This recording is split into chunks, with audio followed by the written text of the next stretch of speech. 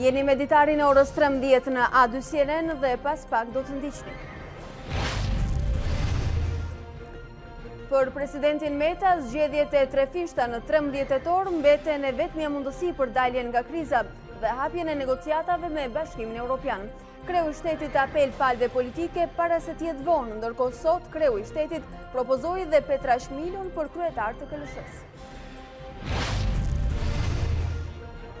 Parlamenti Evropian bën historinë, 60 vjeçaria Ursula von der Leyen është presidentja e parë grua e Komisionit Evropian. Me 383 vota pro, deputetët konfirmuan liderën e 28 vendeve anëtare të BE-s, e cila pason Jean-Claude Juncker.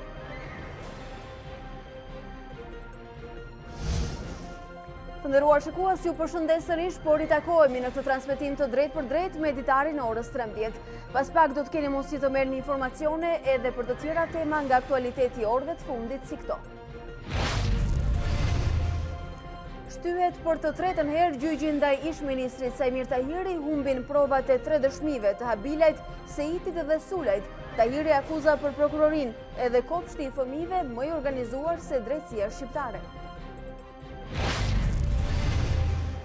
Shkëndia dhe Feronikeli e shohin veten jashtë Champions League pas humbjeve të papritura në fushat e tyre. Sot është radha e Partizanit të ruajë nderin e shqiptarëve dhe të provojë mrekullin përballë një superfuqie si Karabaku. Monumenti i Washingtonit u shndrua në anije kozmike Apollo 11, projekcioni gjigant me drita shënoi 50 vjetorin e zbartimit të njeriut të parë në hënë.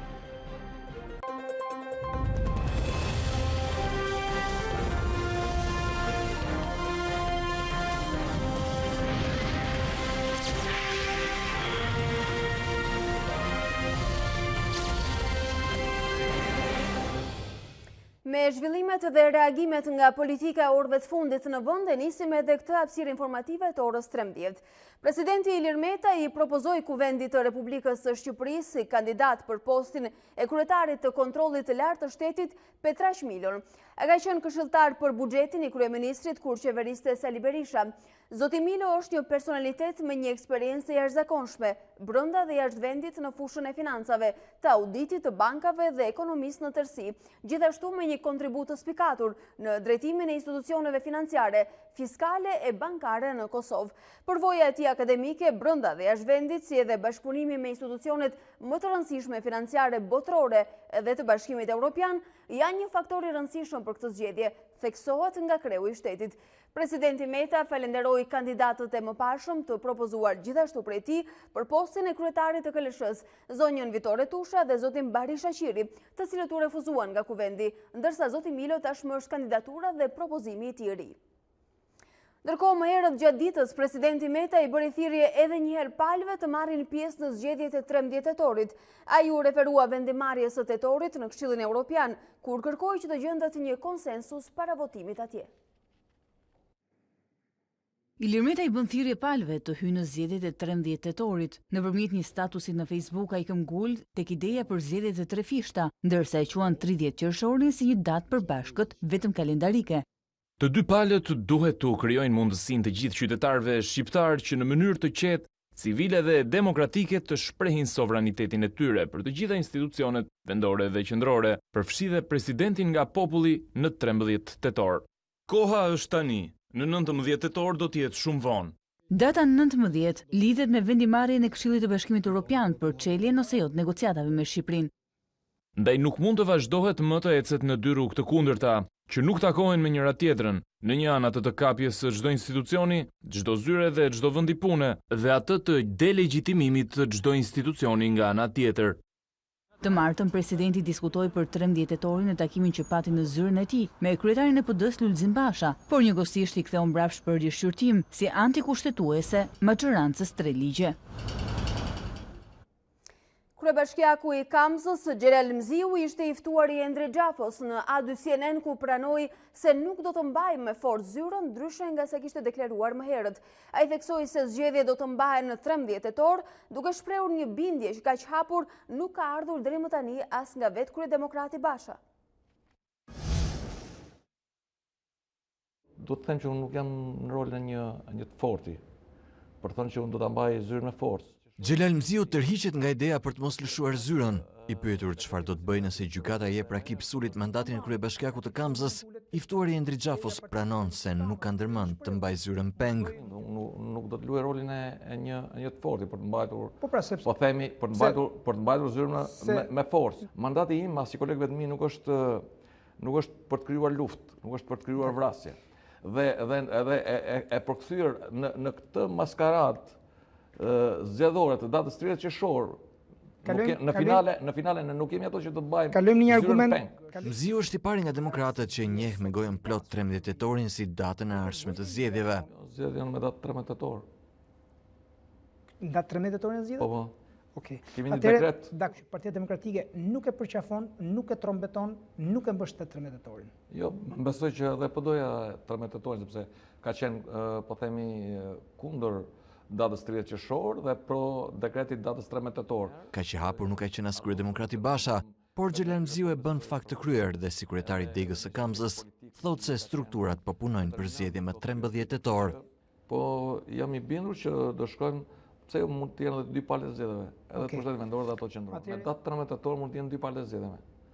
Dhe gjatë gjithë verës, pra edhe tani në korrik, edhe në gusht, nuk do të ketë pushim për asnjë demokrat, por do të punohet intensivisht me strukturën politike, me njerëz me pesh, po themi, në komunitet, me votuesit, për të qenë të gatshëm për të konkuruar në të dyja kajet, edhe për pushtetin qendror dhe për atë vendor. Ndërkohë që Edi Rama nuk i pasin shenjë se do të bëjë zgjedhje me 13 tetor, por vazhdon procedurën për shkarkimin e presidentit, Mziu thotë se shpresat i ka të ndërkombëtarët dhe gjykata kushtetuese. Asambleja e Partisë Socialiste është shtyrë për në datën 23 korrik. Shkak për shtyrjen e asamblesë mësohet se është bërë mos akordimi i agjendës me socialistëve.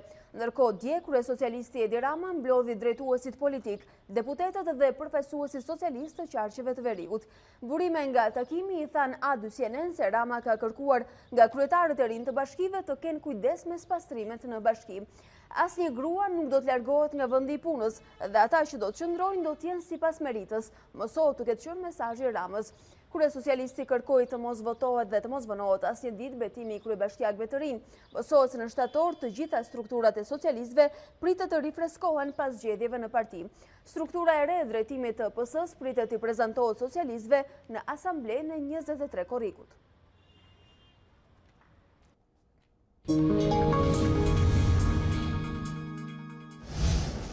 Tashmë Këshilli i Lartë i Prokurorisë është në fazën përmbyllëse të konfirmimit të emrave që do të jenë pjesë e strukturës më të fortë të drejtësisë shqiptare, asaj të hetimit dhe gjykimit të korrupsionit dhe krimit organizuar në nivelet më të larta të qeverisjes dhe politikës. KLP ka qenë tejet aktiv në filtrimin e kandidatëve dhe mbi një perspektivë të qartë se kur SPAK do të jetë funksional. Andojnë Allabanin e kemi live në këtë moment në Ditari në orës 13 në A2CNN, e cila do të ketë një intervistë në këto momente të drejtë për drejtë Agent Ibrahimin, kreun e KLP-s. E presim Andoenën dhe intervistën për të gjitha detajet dhe kuriozitetet që kanë mbetur të pazbuluara në këtë orë. Zoti Ibrahimi, përshëndetje. Faleminderit për gatishmërinë që treguat në lidhje me një intervistë, pasi sigurisht që opinioni publik di është njohur me një listë prej 15 prokurorësh të përzgjedhur tashmë nga një garë 6 mujore, nga një komision i posaçëm pranë institucionit tuaj, në lidhje me ngritjen e një strukture kaq shumë të kërkuar nga drejtësia shqiptare. Në fakt, ne kemi parasysh që të gjithë këta prokurorë duhet kalojnë një proces tjetër, që është ai i vettingut. Një sit e cila do të shikojë jo vetëm anën profesionale dhe jo vetëm anën morale, por edhe pasuritë që kanë këta prokurorë, të cilët pretendohet që nesër do drejtojnë një strukturë e cila do të jetojë zyrtar dhe njerëz në pushtet, të cilët akuzohen për krim të organizuar dhe korrupsion. A mund të themi që kemi një SPAK në detyrë funksional tashmë? Faleminderit për interesin tuaj në radhë të parë dhe përgjigjja drejt për drejt pyetjes tuaja që jo, ende nuk kemi një SPAK në detyrë, ju e bët mirë dallimi midis vlerësimit të anës profesionale dhe morale të këtyre kandidatëve, këtyre prokurorëve, gjë cilin e vlerësuam ne për gjatë kësaj periudhe të gjatë, siç e përmendët edhe ju. Një aspekt tjetër i vlerësimit është aspekti i integritetit tyre, i cili është zakonisht objekti i punës organeve të vettingut. Duke qenë se ligji parashikon që prokurorët e SPAK përveç vlerësimit cilin e bën Këshilli i Lartë i Prokurorisë do duhet kalojnë edhe në përsitën e vettingut, ne të duhet presim që kandidatët e përzgjedhur nga ne, tashmë këta janë kandidatët tanë, këta janë, si thua, lista jonë finale, këta njerëz janë të gatshëm për t'u emëruar në prokurorinë e posaçme në momentin që ata, si thua, kalojnë edhe sitën e fundit që është ajo e vettingut, për cilën natyrisht po punohet me përparësi. Sigurisht nuk do të bëhet më gabimi që të emërohen njerëz të cilët nuk kalojnë të dy shkallat e vettingut apo jo. Dhe ju më herët e keni thënë që do kërkoni, mbasi do të kërkoni edhe një mirëkuptim nga këto institucione për të parë listat paraprake dhe për të kaluar më parë ata në vetting për të mos mbajtur peng shumë ngritjen e strukturës? Në këtë rast nuk është çështje gjykimi, është një kërkesë e qartë e ligjit që emërimet nuk mund të bëhen pa kaluar dy shkallat e vettingut, kështu që maksimumi që mund të bëjmë ne është të kërkojmë kolegëve tanë në vetting që ta kenë këtë parasysh dhe të ecin me ritme të përshpejtuara, gjë që jam i sigurt që ata po e bëjnë. Dje në mbledhjen e dieshme zoti Ibrahimin e pam që gjatë relatimit të raportit të vlerësimit për kandidatët e përzgjedhur u fol, paçka se ne nuk kemi pasur shumë dini dhe për shkak të seancave që janë bërë me dyert të mbyllura, ka pasur dhe debate mes prokurorëve dhe komisionit në lidhje me vlerësimet që janë bërë për çështje konkrete. A mund të dim çfarë vështirësish keni patur në përzgjedhjen e këtij procesi dhe a mendoni që ka qenë i duhur? Padyshim që vështirësi ka pas dhe këto janë normale sa herë që ti futesh një procesi në një mënyrë të tillë ku ti paracakton rregullat e lojës dhe pastaj kur rregullat e lojës fillojnë të zbatohen mbi individët, gjithmonë dalin disa raste të cilat nuk mbulohen plotësisht prej tyre. Por problemi kryesor që kemi konstatuar ka qenë fakti që disa nga kandidatët kanë keq kuptuar kërkesat e rregullores. Gabimi më standard që u vuare në disa nga kandidatët ishte që ata kishin sjellë për shqyrtim para komisionit çështje që ishin ende në gjykim ose në hetim, të cilat përjashtoheshin a priori nga rregulloria jonë dhe ky ka qenë ndoshta keq kuptimi kryesor që ka ndodhur gjatë fazës së shqyrtimit të kandidaturave. A mendoni që kjo i ka penalizuar këta konkurrentë? Po, patjetër. Patjetër, ka konkurrentë midis atyre që nuk janë në listën fituese të cilët mund të ishin në atë listë në rast se do të kishin paraqitur dokumentacionin e duhur. Do të themi që mund të kemi një garë tjetër, mund të kemi një shans të dytë? Po, patjetër. Duhet llogaritur që është vërtet që Këshilli ka hapur 15 vende vakante në prokurorinë e posaçme, sidoqoftë po të bëhet një krahasim me organikën aktuale të prokurorisë krimeve të rënda, e cila është rreth 20-22 prokurorë, mos qofsha i gabuar, nuk përjashtohet mundësia që në të ardhmen të hapen vakanca të tjera në prokurorinë e posaçme, por kjo do të ngelet gjykimit të Këshillit në një fazë të dytë. Edhe nevojave të vetë prokurorisë posaçme, të cilat do të artikulohen nga drejtuesi i saj kur ai të jetë në detyrë. Zoti Ibrahimi, në këtë lloj gare, le të themi, profesionale, edhe jo vetëm, sigurisht që pati dhe emra shumë të përveçshëm, të cilët nga opinioni publik janë mirëpritur që të jenë pjesë e SPAK, edhe për shkak të dosjeve që kanë patur. Përjashtimi i tyre sigurisht që ka zgjuar një interes të publikut në lidhje me arsyet. A mund të dini diçka arsyet për cilën u përjashtuan nga kjo garë shefja e krimeve të rënda, ish prokurori i krimeve të rënda, apo dy prokurorë të cilët kanë çështjet më të nxehta tashmë në hetim? Është pak a shumë ajo që thash në përgjigje të pyetjes së parë, që vlerësimi i gjithë kandidatëve është bërë përkundrejt atyre kritereve të cilat janë parashikuar paraprakisht në rregullore pa pasur parasysh asnjë emër konkret, asnjë rast konkret. Dhe kur rregulloria fillon e vepron pastaj mbi rastet konkrete, ajo evidenton mangësitë e tyre në kandidim, në aplikim. Unë do të theksoj që ajo që kemi bërë ne jemi marrë me aplikimet më shumë se sa me kandidatët që qëndrojnë pas këtyre aplikimeve. Natyrisht ne jemi përpjekur të krijojmë edhe një profil të përgjithshëm të kandidatit, duke verifikuar përveç dokumentacionit që ata kanë paraqitur në dosje, edhe raportimet rreth tyre në media, edhe raportimet rreth tyre nga institucionet e vettingut, por sidoqoftë ky ka qenë një vlerësim i cili ka qenë kryesisht i përqendruar rreth aplikimit të këtyre kandidatëve, pra dokumentacionit që ata kanë paraqitur. Dhe për sa kohë që dokumentacioni i paraqitur nga X apo Y nuk i është përgjigjur kërkesave të rregullores, natyrisht që vlerësimi i tyre e ka reflektuar këtë. Do kemi një garë tjetër për SPAK? Kjo do të jetë më shumë në gjykimin e drejtuesit të SPAK-ut.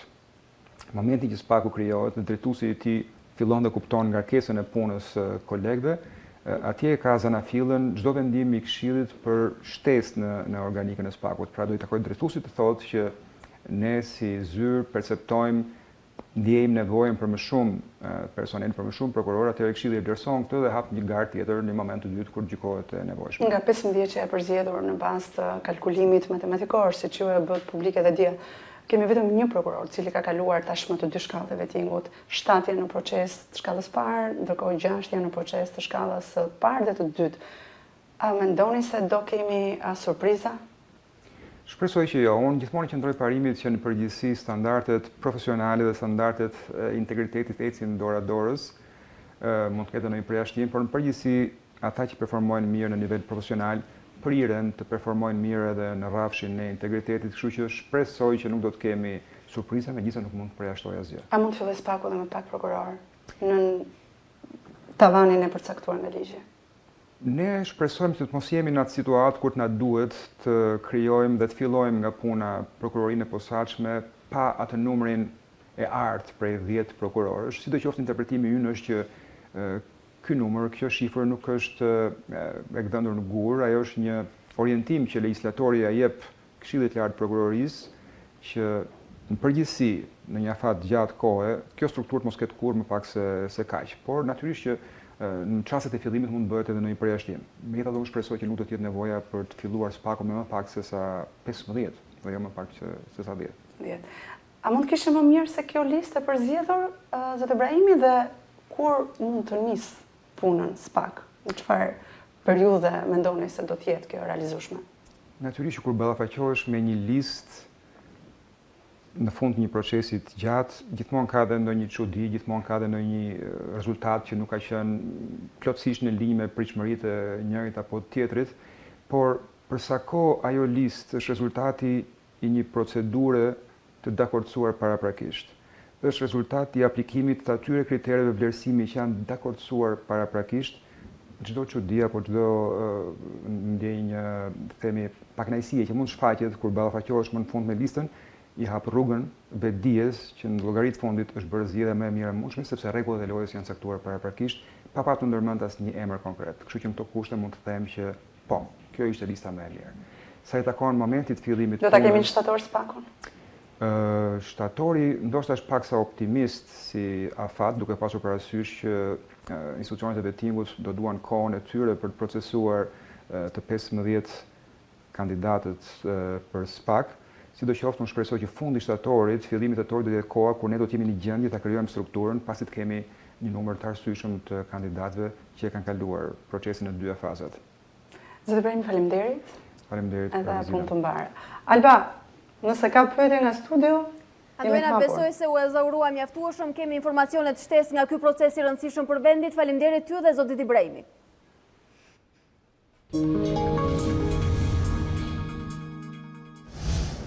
Të nderuar shikues, ne tek paketa e reformës në drejtësi do të mbetemi edhe në vijim, megjithatë do të jemi në studio me zonjën Erida Skëndaj, drejtore ekzekutive e Komitetit Shqiptar të Helsinkut. Mirëdita dhe mirëseardhët. Mirëdita, faleminderit. Zonja Skëndaj, edhe kësaj radhe keni bërë një oponencë tjetër, e cila natyrisht është gjithmonë e mirëpritur dhe e domosdoshme, dhe ne tashmë do ta diskutojmë. Bëhet fjalë për 2 projekt ligje të paketës në reformën në drejtësi, të cilat kanë kaluar në shqyrtim dhe janë miratuar me formulën e re të Parlamentit për statusin e gjyqtarëve dhe prokurorëve dhe për organet e qeverisjes së sistemit të drejtësisë. Keni thënë në të 7 mbledhjet keni konstatuar, të cilat janë mbajtur, nuk kanë qenë të ftuar as përfaqësues të shoqërisë civile dhe as grupet e interesit.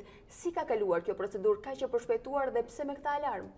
Në fakt, unë mendoj që Parlamenti do duhet bëj transparent pikërisht arsyet, sepse nuk e pa të arsyeshme konsultimin e këtyre 2 projekt ligjeve shumë të rëndësishme, të cilat synojnë të plotësojnë vakumin ligjor që ka krijuar gjykata kushtetuese me shfuqizimin e disa dispozitave tepër të rëndësishme në këto ligje të reformës në drejtësi, janë pjesë e paketës së reformës në drejtësi, të cilat janë miratuar në vitin 2016 dhe me cilat synohet të zhbllokohet ai ngër që është krijuar pikërisht për të 2 këshillat, Këshillin e Lartë Gjyqësor dhe Këshillin e Lartë të Prokurorisë, në mënyrë të veçantë për sa i takon masave disiplinore dhe shkeljeve të natyrës disiplinore.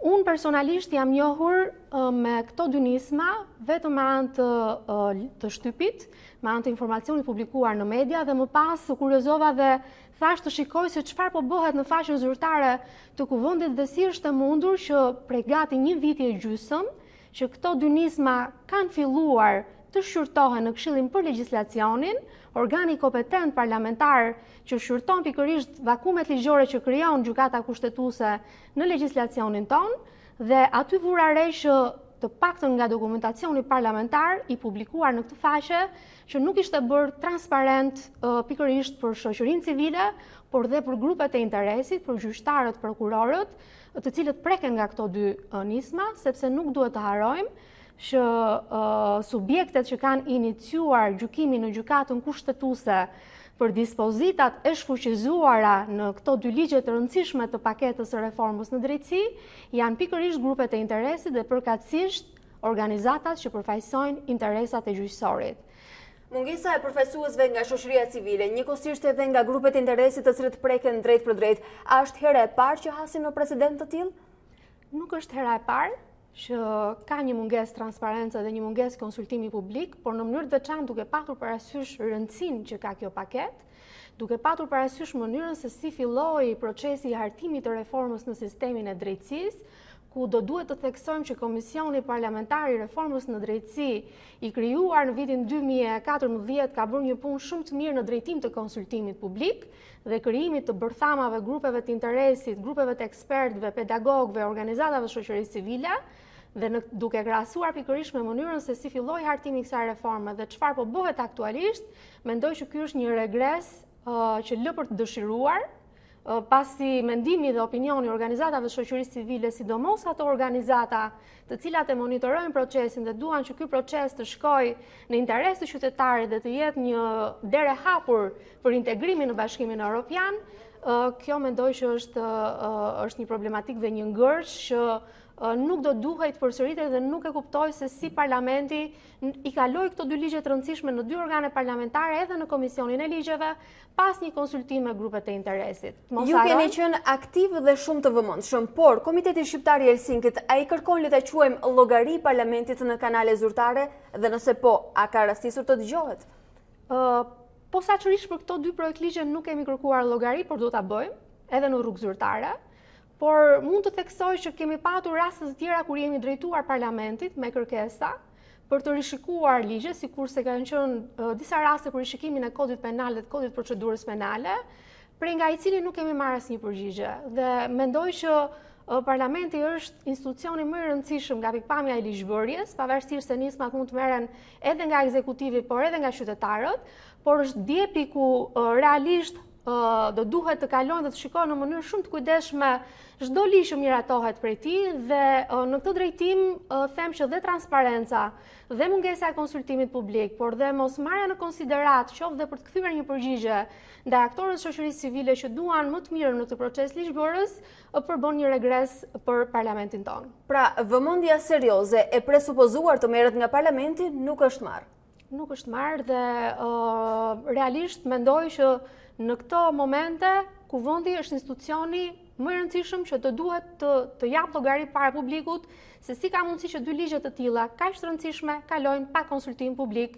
Unë kam shumë respekt për gjitha misionet e asistencës ndërkombëtare dhe për misionin Auralius që ka bërë një punë të konsiderueshme për reformën në drejtësi. Po kur hartohet paket ligjore që synon ndryshime, amendime dhe mbi të gjitha adresimin e vakumit ligjor të krijuar nga gjykata kushtetuese, faktori vendas nuk duhet përjashtohet nga ky konsultim. Po ku është pozicionimi i faktorit ndërkombëtar dhe këtyre instancave, Euralius dhe Obdat në këtë proces kur flitet për të tilla ndryshime të miratuara? Të paktën nga relacionet shoqëruese të dy projekt ligjeve që janë publikuar në faqen e Kuvendit, rezulton që është marrë mendimi i ekspertëve të misionit Euralius, të cilët kanë dhënë asistencën e tyre. Pra formalisht kanë dhënë asistencën dhe praktikisht dhe dakordancën. Besoj që po. Nga ana tjetër, ju nuk jeni kufizuar vetëm me paketën e reformës në drejtësi. Aktiviteti dhe oponenca juaj ka shkuar gjithmonë dhe përtej. Kemi pasur edhe rastin e paketës antishpitje ku e vazhdoni aktivitetin tuaj. Ku konsistojnë ato ndryshime ose ato të cilat do duhet të kalojnë në filtra dhe ju gjykoni se nuk kanë kaluar mjaftueshëm? Sepse janë paralajmëruar dhe ndryshime të tjera që me sa duket majoranca me formulën e re të përbërjes parlament do ta ketë më të lehtë të kalojë sesa në të kaluarën me opozitën e vjetër. Së pari unë do doja të bëja një diskutim në parim pa u futur në pjesën e brendësisë paketës antishpitje, të cilën do ta cek dhe shumë shkurtimisht për publikun. A jemi ne sot në kushtet ideale për të bërë, le të themi, një rregullim të medias dhe për të luftuar atë që në të gjithë botën është një shqetësim dhe quhet fake news, apo për të luftuar dhe për të parandaluar ato lajme që cënojnë liritë dhe drejtat e njeriut dhe dinjitetin e personit? Në vlerësimin tim ne kemi ende institucione të brishta dhe kjo mund ta kërcënoj apo mund ta rrezikoj lirinë e shprehjes në mënyrë të veçantë ato media të cilat janë në oponencë të përhershme me qeverinë dhe synojnë që të bëhet më e mira pikërisht duke bërë këtë oponencë. Pra, në gjykimin tuaj, sepse dua t'ju pyes edhe për shkak të pozicionit ku jemi, ligji antishpifje në fakt cënon fake newsin apo cënon media në realitet? Ligji antishpifje synon që të rregullojë sa më mirë sektorin e medias në mënyrë të veçantë duke përfshirë dhe operatorët e shpërndarjes publikimeve online, po këtu nuk ka një kufizim vetëm tek portalet, pasi sikurse kemi parë duket sikur këto ligje etiketojnë vetëm portalet. Efektikisht këto nisma në mënyrë të veçantë ndryshimet e propozuara në ligjin për mediat audiovizive prekin çdo person i cili komunikon online me njerëzit. Dhe këtu futen jo vetëm portalet online, por qoftë dhe organizatat jo fitimprurse që bëjnë komunikime online me qytetarët dhe japin informacion, por edhe mediat më prestigjioze, të cilat sot për shkak të dinamikës që ka koha dhe pamundësisë për të parë në mënyrë të vazhdueshme televizorin, informohen me anë të faqeve zyrtare të këtyre mediave apo me anë të rrjeteve sociale. Pra, ka interpretime në hapësirat e lëna bosha në paketën antishpifje. Pra, ky ligj i prek çdo qytetar që publikon online informacione të cilat mund të prekin një person apo një subjekt të caktuar. Cili është shqetësimi që unë kam ngritur më shumë si juriste për këtë paketë ligjore, ka të bëjë me faktin që a garanton panshmëri dhe pavarësi institucionit të cilit janë dhënë kompetencat për të mbikëqyrur dhe për të marrë vendime në rast se kemi një lajm të pavërtet apo një lajm që cënon të drejtat dhe liritë e qytetarëve, sepse kjo është kërkesa më e rëndësishme që rrjedh nga neni 6 i Konventës Europiane të Drejtave të Njerëzit që kërkon një proces të rregullt ligjor, që autoriteti duhet të jetë i pavarur dhe i paanshëm. Kompetencat për këtë gjë janë dhënë Këshillit të Ankesave, i cili është një organ nën ombrellën e autoritetit të medias audiovizive. Ama, me gjithë bashkëpunimin shumë të mirë që Komiteti Shqiptar i Helsinkit ka patur me këtë institucion për drejtat e gazetarëve, nga pikpamja ligjore nuk ofron garanci për një institucion të pavarur për shkak të formulës së kompozimit të këtij institucioni. Po të shikojmë ligjin për mediat audiovizive, 4 antarë zgjidhen nga parlamenti me mbështetje apo propozim të shumicës parlamentare dhe 3 antarë të AMës zgjidhen sërish nga kuvendit, por me mbështetje të opozitës parlamentare, e cila ka dakordsuar me mazhorancën parlamentare. Që do thotë se influenca politike është e pamohueshme. Është e pamohueshme. Ndërkohë, nga ana tjetër, nga një konferencë globale që unë jam kthyer së fundmi në Londër për të luftuar dhe për të parandaluar fake newsin, të gjithë gazetarët cilët janë shumë profesionistë në fushën përkatëse, vënë theksin të vetë rregullimi nga vetë komuniteti gazetarëve. Pra janë vetë gazetarët të cilët duhet të gjejnë mekanizma disiplinor të dakordsuara midis tyre, por këto mekanizma duhet të garantojnë që në krye të këtyre mekanizmave të jenë gazetarët më të mirë dhe më profesional dhe më të paanshëm. Por të qëndruar tek autorregullimi. Sepse ne, nëse kemi vendosur tek reforma në drejtësi, kritere shumë të forta për gjyqtarë dhe prokurorë që nuk duhet të jenë të angazhuar në parti politike, duhet të kalojnë filtra të fort kontrolli për pasuritë dhe për integritetin e tyre, po të shikojmë paketën antishpifje, Këshilli i Ankesave nuk ka asnjë kriter për njerëzit që do të vendosen nga antarët e AMAS me shumicë cilësuar në këtë Këshill Ankesash.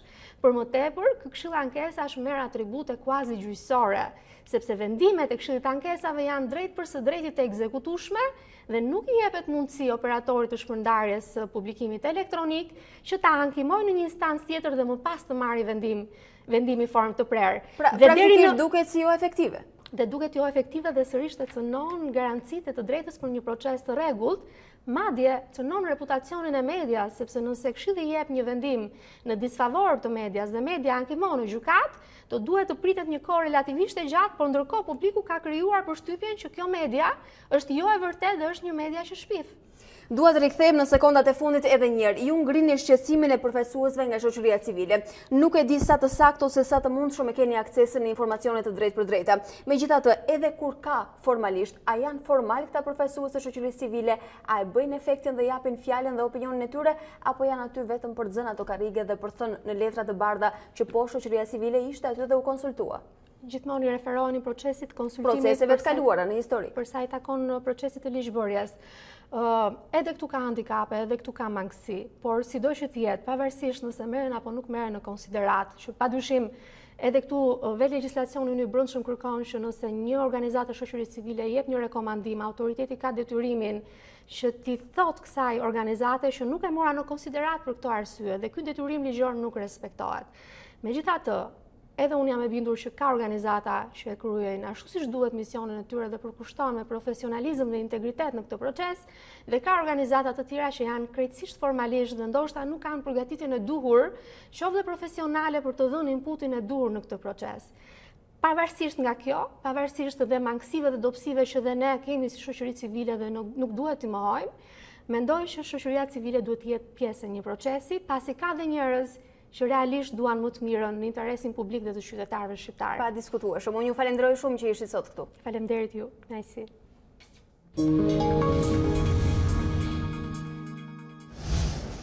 Ne rikthehemi me të tjera informacione, mbetemi në aktualitet. Gjyqi i radhës i ish-ministrit të Brendshëm Sajmir Tahiri do t'jetë në datën 22 korrik. Seanca në gjykatën e krimeve të rënda u shtyp për herë të tretë, kjo pasi prokuroria nuk ishte dërguar 3 proces verbale të përkthyera në Shqip të marrjes në pyetje të Mojsi Habilajt, Nezar Seitit dhe materialin për Meridian Sulejn. Ish-ministri Tahiri i nervozuar deklaroi se është i gatshëm të heqë dorë prej tyre në mënyrë që gjyqi të mos shtyhet sërish. Tahiri tha se prokuroria po zvarrit procesin qëllimisht. Edhe një çerdhe është më organizuar se kaq, një çerdhe kalamajsh. Unë nuk di si mund të ndodhi që të humbasin letrën prokurori, kur ka protokoll, kur ka një sistem, kur dihet kush i ka dërguar, kush i ka marrë. Jam gati të heq dorë edhe nga provat që janë favorin tim, mjafton që gjyqi të mos shtyhet. Unë nuk mund të bëj dot edhe postierin që të cilë letrat në mënyrë të saktë, edhe policin që shkon njofton njerëzit në për shtëpia, të bëj dhe të pandeurin këtu dhe mbrojtjen time. Nuk e bëj dot këtë. Dhe unë nuk besoj si mund ndodh që një seancë postieri solli ca letra të grisme, që edhe kjo është hatase si mund ndodhi, një seancë tjetër policia nuk bëri njoftimet dhe kjo është hatase si mund ndodhi.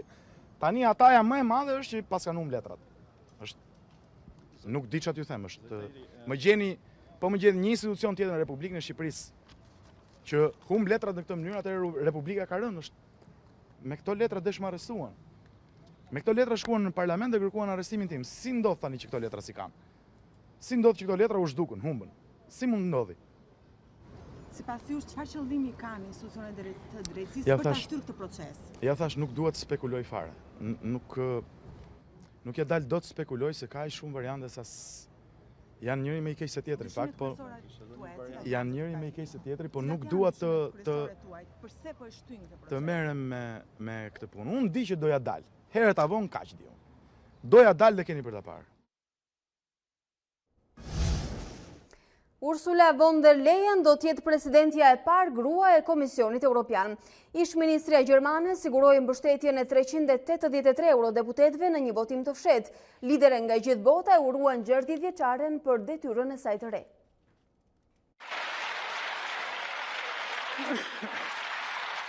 Lider nga e gjithë bota nxituan të uronin Ursula von der Leyen, e cila mori dritën jeshile të europarlamentarëve, si gruaja e parë në krye të Komisionit Evropian. Presidenti në largim Jean-Claude Juncker ishte mes të parëve që i shprehu mbështetjen pas ardhëses së tij. Mbajtja e këtij posti është një përgjegjësi dhe sfidë e madhe. Jam i sigurt se ju do të jeni një presidente e madhe. Kancelaria gjermane Angela Merkel i bëri homazh ish-ministres së saj të mbrojtjes, të cilën e përshkroi si një europiane të përkushtuar dhe të devotshme. Edhe pse u mbasi ministre të vjetër, fitoi një partnere të re në Bruksel, po pres me padurim për një bashkëpunim të flytshëm. Von der Leyen u zgjodh pas një votimi të fshehtë të deputetëve europian, duke siguruar mbështetjen e 383 prej tyre, nga 747 që janë gjithsej. E megjithatë, fitoria jo bindse me vetëm 9 vota më shumë se sa minimumi i nevojshëm mund t'i dobësoj pozitat e saj. Politikania e qendrës së djathtë do të zëvendësoj Jean-Claude Junckerin në 1 nëntor. Besimi që më dhat mua është besim për një Evropë të bashkuar dhe të fortë, nga lindja në perëndim, nga jugu në veri. Besimi në një Evropë që është gati të luftojë për të ardhmen, për ulem përpara detyrës që më pret. 60-vjeçaria është kritikuar në Gjermani për mangësitë në resurset ushtarake dhe atë që disa e konsiderojnë stilin e ngathët të menaxhimit. Në fjalimin e mbajtur para votimit në Parlamentin Evropian, von der Leyen premtoi se do të bëjë gjithçka për forcimin e Europës, do të luftojë imigracionin e palishëm por duke ruajtur të drejtën për azil, dhe se do të lejojë një shtyrje të re të Brexit nëse do të jetë e nevojshme. Von der Leyen shprehu gjithashtu mbështetjen për perspektivën europiane të Ballkanit Perëndimor, duke e cilësuar rajonin si shumë të rëndësishëm për BE-n. Ursula von der Leyen ka një karrierë të gjatë politike, por edhe impenjim familjar, pasi është e martuar dhe ka 7 fëmijë. Presidentja e parë grua e Komisionit Evropian flet 3 gjuhë të huaja, ka një sër specializimesh dhe ka lindur në afërsi të Brukselit. Ndjekim një profil të saj. Emri i saj është Ursula von der Leyen. Për herë të parë në historinë e Bashkimit Evropian, një grua është në drejtim të Komisionit pro-evropiane e thekur që ndërron Shtetet e Bashkuara të Evropës. Trashëgimtarja e Jean-Claude Juncker është fryti një kompromisi të pranuar nga Franca dhe të mbështetur nga 28 vendet anëtare të BE-s. Ursula lindi në tetor të 1958-s në afërsi të Brukselit, që konsiderohet kryeqendër e Unionit Evropian, por mban nënshtetësinë gjermane. Ajo frekuentoi shkollën evropiane në kryeqytetin belg, ku mësoi dhe gjuhën frënge. Më pas u regjistrua në Fakultetin e Arkeologjisë në Hanover dhe vetëm pas një viti kaloi në Universitetin Münster për të studiuar ekonomi. Ursula ka ndjekur dhe një sër studimesh të tjera, gjatë të cilave njohu dhe bashkëshortin Heiko von der Leyen, ku mori dhe mbiemrin. Çifti ka 7 fëmijë dhe nga viti 1992 deri në 1996 kanë jetuar në Shtetet e Bashkuara. Karrierën politike e nisi në vitin 2001 me një detyrë zyrtare në rajonin e Hanoverit. Nga 2005 deri në 2019, Ursula ka drejtuar disa ministri të rëndësishme në ekzekutivin e kancelares Angela Merkel, përfshirë ato të punës, çështjeve sociale dhe ato të mbrojtjes. Ideja e gjermanes për BE-n është shumë e thjeshtë, mbështet zgjerimin, politikat promjedisit dhe emigracionit, por edhe sigurin, gjithashtu kundërshton largimin pa ujdi të Britanisë nga Unioni, pasi e konsideron skenarin më të keq të mundshëm. Annegret Kramp-Karrenbauer, aleate e ngushtë e kancelares Angela Merkel dhe kryetare e Partisë Kristian-Demokrate, do të pasojë Ursula von der Leyen si ministre e mbrojtjes në Gjermani. Zgjedhja e Kramp-Karrenbauer, ndjekse e politikave centriste të Merkel, ishte e papritur në Berlin. Ministri konservator i shëndetësisë Jens Spahn ishte përfolur për të marrë postin, por Kramp-Karrenbauer, e konsideruar si kandidatja favorite për të pasuar kancelaren, nuk kishte asnjë post në qeveri. Kjo jepte arsye kritikëve të kundërshtonin zgjedhjen e saj të mundshme në krye të ekzekutivit gjerman. Dhoma e përfaqësuesve miratoi një rezolut kundër Donald Trump, dënohen komentet raciste të presidentit që, siç thuhet, legjitimojnë frikën dhe urrejtjen ndaj njerëzve me ngjyrë. Dhoma e përfaqësuesve votoi për të dënuar presidentin amerikan Donald Trump për sulmet kundër 4 ligjvënësve demokrate. Rezoluta e miratuar me 240 vota në favor denoncon komentet raciste që, siç thuhet, legjitimojnë frikën dhe urrejtjen ndaj amerikanëve të rinj dhe njerëzve me ngjyrë. Trump u akuzua për racizëm dhe ksenofobi pasi u tha pjesëtarëve të Kongresit të kthehen nga kanë ardhur. Presidenti i mohon pretendimet. Ato postime nuk ishin raciste. Unë nuk kam asnjë qelizë raciste në trupin tim. Votimi në dhomën e kontrolluar nga demokratët u parapri nga një debat i nxehtë. 4 republikanë dhe një deputet i pavarur ju bashkuan 235 demokratëve në aprovimin e rezolutës. Miratimi i një rezolute ku kritikohet presidenti është diçka e rrallë në Shtetet e Bashkuara. Me njëherë më pas, demokrati Al Green parashtroi kërkesën e tij për impeachment të presidentit. Donald Trump është i papërshtatshëm për të qenë presidenti i Shteteve të Bashkuara, për të përfaqësuar vlerat dhe moralin amerikan, ndershmërinë, integritetin dhe idealet që e kanë bërë Amerikën madhështore. Ai nuk është në gjendje të mbrojë lirinë dhe drejtësinë për të gjithë. Leadershipi demokrate ka refuzuar idenë e impeachment pavarësisht thirrjeve të vazhdueshme të pjesëtarëve të partisë për ta bërë këtë.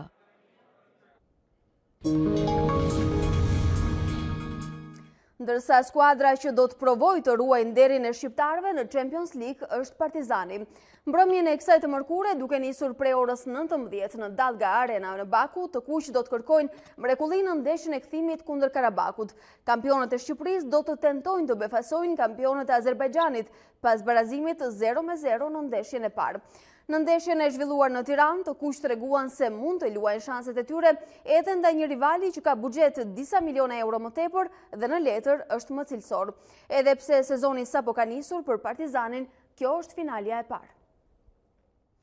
Matis de Ligt, zhblerja e radhës e madhe e Juventusit. Talenti holandez i mbrojtjes i afruar për 75 milion euro nga Ajaxi, zhvilloi vizitat mjekësore me kampionët e Seris A italiane. 300 tifoz bardhëzi ishin mbledhur për të pritur idhullin e ri, mes këngës dhe parullës, mirë se erdhe de Ligt. Mbrojtësi u afrua fansave, bëri fotografi dhe më pas hyri në ambientet e brendshme të qendrës mjekësore të Juventusit. Prezantimi i yllit 19 vjeçar, për të cilin bardhëzit fituan garën me Barcelonën, do të bëhet këtë të njëjtën.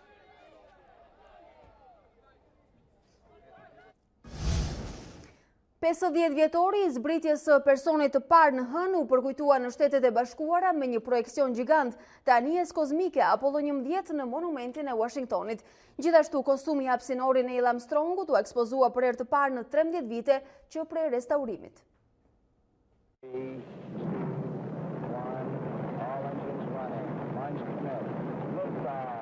Misioni Apollo 11 në hën nisi me 16 korrik të 1969 dhe vetëm 4 ditë më pas, astronauti Neil Armstrong bëri hapat historik.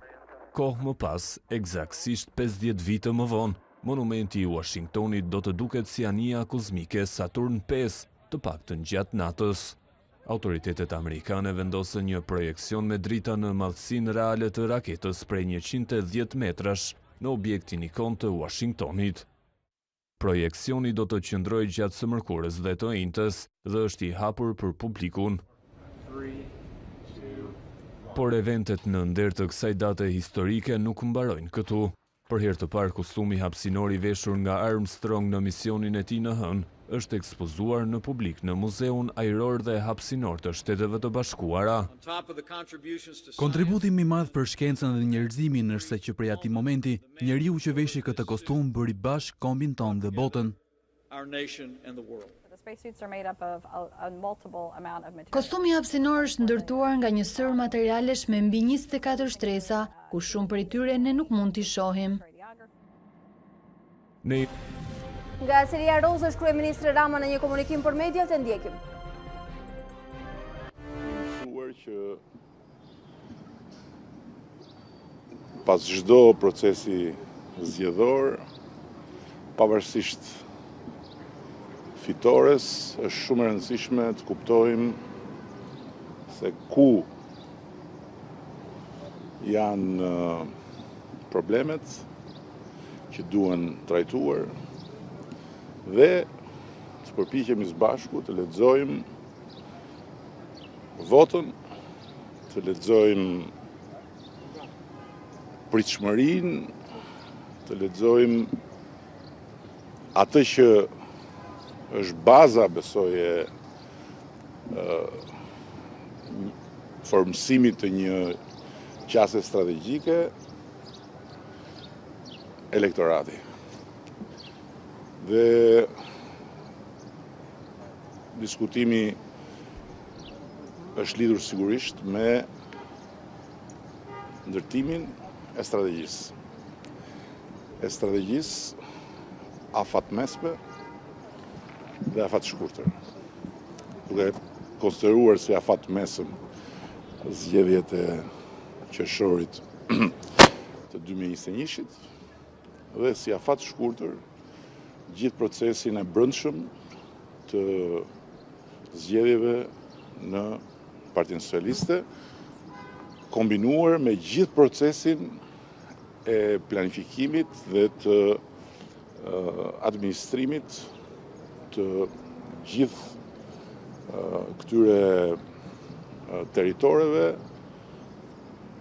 që tani më janë besuar drejtuesve socialist në bashkitë Republikës. Zoti Rama, kishte vend për të rreqe veshin në analizën e sotme të kryesisë? Ne, ndryshe nga çfarë shpeshherë thuhet shumë gabimisht, diskutojmë hapur dhe nuk ja përtojmë të rregjes veshit njëri tjetrit, kështu që jemi ballafaquar me të gjithë elementet që kemi vënë në tavolinë për të adresuar dhe sigurisht edhe me të gjitha përgjegjësitë që secili ka për të vijuar këtë proces, që kemi luksin ta zhvillojmë edhe në një kohë, si thuash, përpara vitit të ri politik që fillon në shtator. Zoti Kryeministër, cili kanë qenë problematikat, nëse mundet në një bashki të konkrete, përsa i përket zgjedhjeve të 30 qershorit, përsa i përket dhe pjesëmarrjes, por qoftë edhe votave të pavlefshme që kanë dhënë? Kemi bërë një diskutim lidhur me strategjinë, sepse ne jemi një organizat që funksionojmë në bazë strategjie. Pastaj hap pas hapi vijnë edhe lëvizje taktike. Kemi dakordsuar, besoj, të gjithë që është shumë e rëndësishme të ngrejmë në një nivel të ri dialogun me të gjithë, me qytetarët, me sipërmarrjen, me njerëzit e zakonshëm në çdo sektor, pavarësisht bindjeve dhe përkatësive të tyre politike, dialogun e brendshëm në parti, që do të nisë shumë intensivisht edhe në funksion të zgjedhjeve në çdo organizat e pastaj të forumeve të reja të partisë, dialogun me opozitën parlamentare dhe patjetër edhe dialogun me opozitën jashtëparlamentare. Një marrëveshje qoftë kjo edhe për integrimin e vendit në tetor? Për çeljen e negociatave? Ne jemi absolutisht të disponueshëm për të ulur në tryezë me të gjithë, pa asnjë përjashtim dhe pa asnjë paragjykim, dhe për diskutuar për sfidat e vendit dhe patjetër edhe për çka është e rëndësishme të adresohet në funksion të rregullave të lojës, që do të thotë në funksion të reformës zgjedhore. Për sa i përket pastaj kushtetutës, ligjshmërisë nga njëra anë dhe mandatit ton qeverisës, këto nuk janë çështje që ne i kemi për diskutim me askënd tjetër, sepse lidhen me detyrimet tona.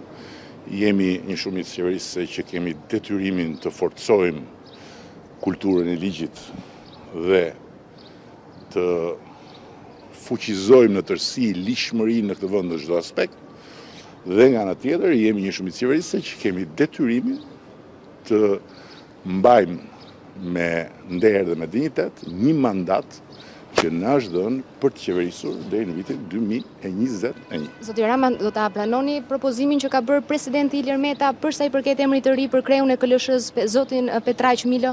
Nuk jam ndjeni për këtë propozim. Propozim që ka thënë sot presidenca dhe për t'ia propozuar kuvendit, do ta mbështesë majoranca? Nuk jam ndjeni për këtë propozim, tani po e dëgjoj se si duket ka ndodhur gjatë kohës që kemi qenë në mbledhje dhe nuk e kam dëgjuar. Po përsa i përket 13 tetorit, zoti Meta vijon të bëjë thirrje se është në integrim, është për interes të integrimit europian të Shqipërisë. Datën 13 tetor për 3 palë zgjedhje. Zgjedhjet janë bërë në 30 qershor. Jemi shumë të angazhuar për të filluar mbar procesin e qeverisjes vendore. Për këtë kemi ngritur edhe 3 këshilla drejtues në rajonin verior që drejtohet nga unë, në rajonin e Mesëm që drejtohet nga sekretari i përgjithshëm, në rajonin jugor që drejtohet nga kryetari i kuvendit. Dhe ky është fokusi jonë. Ne e kemi sfidën me problemet e vendit dhe të njerëzve. Nuk e kemi sfidën me problemet e brendshme të opozitës jashtëparlamentare apo të presidencës. Kryeministra, për 13 tetorin, që më dinë zoti Meta? 13 tetori për mua është njësoj si 12 tetori, si 14 tetori, si 15 shtatori, si 6 nëndori, si 22 dhjetori, njoft në 13 tetor, nuk di qa i bje. Vendimi nga Brukseli për integrimin. Po është një diell si të gjitha diellat që kemi përpara. Kryeministër, ju, zoti Balla, zoti Ruçi do drejtoni superstrukturat e Partisë Socialiste në 3 rajone. Nuk ka funksionuar deri më tani si ka qenë e përcaktuar më përpara në teren? Filozofia ime dhe filozofia jon ka qenë dhe mbetet mos flem mbi dafina. Çdo fitore, si që ishte dhe fitoria e 30 qershorit, po fitoria e 30 qershorit ishte shumë më e madhe se sa një fitore zgjedhje shtradhës, për arsye që i kemi thënë dhe nuk po ndalen. Nuk është një arsye për të mbyllur syt përpara problemeve apo për të ulur ritmin, por është një arsye për të gjetur të gjitha pikat e dopta që duhen forcuar dhe për të përmirësuar më tutje. Pra, asnjëherë unë nuk kënaqem me asnjë rezultat, as të qeverisë, as të partisë. Ka gjithmonë vend për përmirësim, ka gjithmonë vend për të kërkuar më shumë, ka gjithmonë vend për bërë më shumë dhe kjo është arsyeja pse Partia Socialiste rritet dhe pse Partia Socialiste fiton, sepse Partia Socialiste kërkon gjithmonë të vetë përmirësohet për ndikuar në përmirësimin pastaj të gjërave që janë pjesë e sfidave të politikës. Zoti Rama, do t'jetë kjo ndarje me 3 rajone që ju e keni bërë, një prej të cilëve e drejtoni vetë si një tryezë që mund të shtrohet për reformën zgjedhore? A mund të sillet si një ndarje që mund të bëhet në 3 rajonet ne kemi ngritur 3 këshilla drejtues me praninë e 3 drejtuesve të këtyre këshillave, me praninë e drejtuesve politik të deleguar të kryesisë në Qarqe, me praninë e kryetarëve të bashkive dhe me praninë e kryetarëve socialist, pra kryetarëve të partisë së çdo bashkie. Në këto tryeza do të diskutohet në mënyrë të përmuajshme për problematika që lidhen me funksionimin e institucioneve të qeverisë vendore, që lidhen me funksionimin e institucioneve të qeverisë në territor, pra drejtori, agjenci, inspektoriate e kështu me radhë, që lidhen me domosdoshmërinë për ta ngritur në një nivel tjetër procesin e trajtimit të burimeve njerëzore. Për shembull, në mbledhjen e parë kemi bërë shumë të qartë për të gjithë kryetarët e rinj të bashkive se aty ku deri dje ka qeverisur e djathta, përdor një eufemizëm se dihet që s'është e djathtë, nuk do të ketë në mënyrë absolute asnjë qasje triumfaliste dhe asnjë abuzim me burimet njerëzore. Nuk do të preket asnjë punojse, grua apo vajzë pa diskutim dhe për çdo lëvizje do të jepen argumenta të qëndrueshëm, ashtu si kundër për çdo zëvendësim, sigurisht me propozim të kryetarit të bashkive, do të jepen argumenta. Duam që të bëjmë maksimumin që të kemi burime njerëzore cilësore, që të japim akses në administrim të gjithëve pa dallim partish e padallim dhe diferencë të asnjë kategorie nga ato që kemi ndeshur, dhe duam të japim fund qoftë favoreve nga lart, qoftë qogave personale nga poshtë apo nga anash, dhe të bëjmë një proces ku ata që kanë kontribuar deri më sot në këto bashki, nëse janë aty në përputhje me meritën dhe nëse vendi i tyre i punës përputhet me arsimimin dhe me kontributet e tyre, të mos ndjehen as pak të kërcënuar dhe ky tranzicion drejtimit mos jetë një përmbysje primitive e karrierave dhe e normalitetit të administratës. Sigurisht që do të ketë lëvizje, por lëvizjet do të bëhen në mënyrë të strukturuar dhe nuk do të jenë thjesht dhe vetëm një inerci e të shkuarës, prej cilës janë dëmtuar të gjithë, po mbi të gjitha janë dëmtuar ata që duhet shërbehen dhe që janë qytetarët.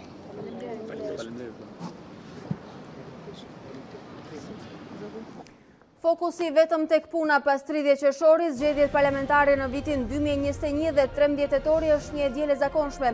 Ky ishte fokusi i komunikimit me gazetarët pas mbledhjes së kryesisë së PS-s, ndërkohë ne kemi mbërritur në fund të kësaj hapësire informative. Unë ju falenderoj për vëmendjen, bashkë ndajemi këtu për sot.